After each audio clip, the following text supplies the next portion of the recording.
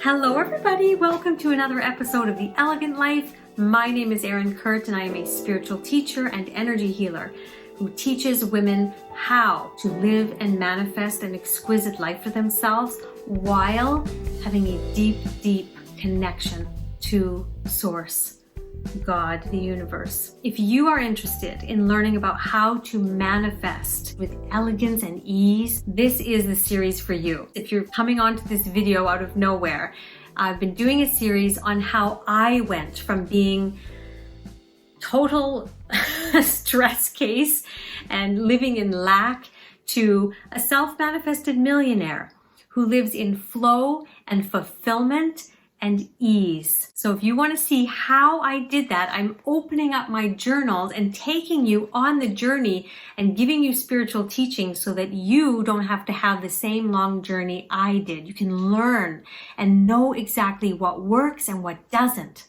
Okay, so let's get started today. Last week, I was all happy. I saw what brought me flow, and here's where the next entry was. It's funny.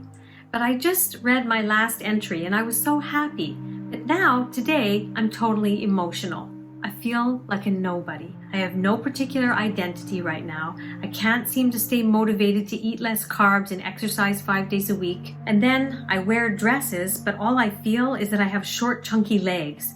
And then I have no career to talk about. And nobody even asks me about it because I'm just a stay-at-home mom. Or if I start talking about my business, people's faces change and envy comes out and then the conversation stops. I have no motivation to menu plan. I've just not been able to get into the groove of finding what to cook that satisfies everyone. I'm not organized consistently here in Brussels, so I feel totally lost, so I just do nothing. For me, it's all about planning. I know that feels good, but I just can't even manage to do that. I guess I had to get to this point to say enough is enough and get into my groove again. I have been patient and non-stressed waiting for my book to be ready, but sometimes I just wish it was out already so that my new career would begin. So I'm going to do my life circle, I'm going to organize my week and do my workout in the morning. No questions asked. It has to be this way. The next day. Well, my day started out with PMS again. Sad, depressed, same old, but then read The Power of Now and realized that this lack of peace can actually be my spiritual teacher. I can learn not to resist the feelings, just accept that I'm frustrated and then move on. Peace will come from lack of peace? I'm starting to get this. Right now, I'm reading The Secret, and the line is great. It says to say that I am receiving now. I am receiving all the good in my life now. I am receiving and collecting money now. Then I go on, and I'm not going to go through it, but I'm go on to start planning my whole business structure again.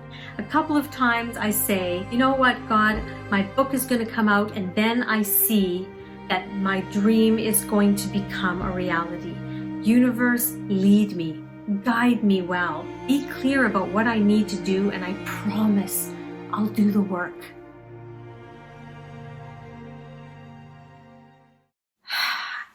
I feel like I'm a what do you call it, a broken record when I'm doing the spiritual teachings on you, but I want you to be able to see how many times I got the lesson, I heard what needs to be done, I feel what needs to be done, and in the next second, literally, I go on to all about work, all about planning. I've got numbers, I've got dates, I've got the step-by-steps that I'm going to do here.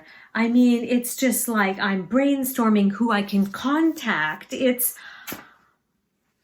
ladies, I say that I know you need to go with the flow.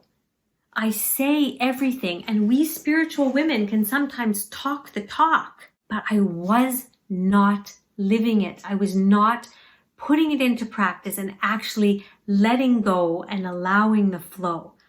every time I felt that, I squeezed off the flow by trying to make it happen, by trying to plan.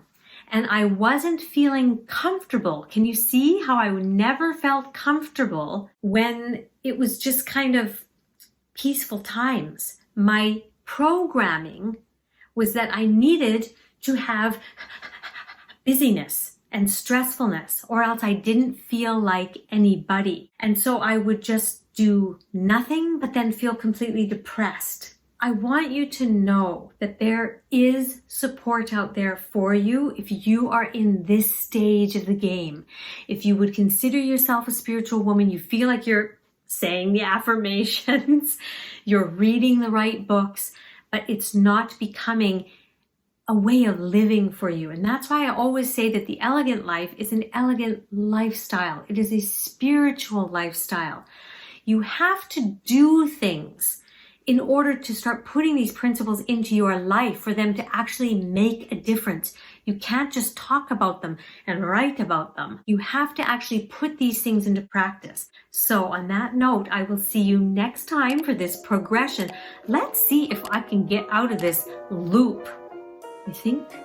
Let's see.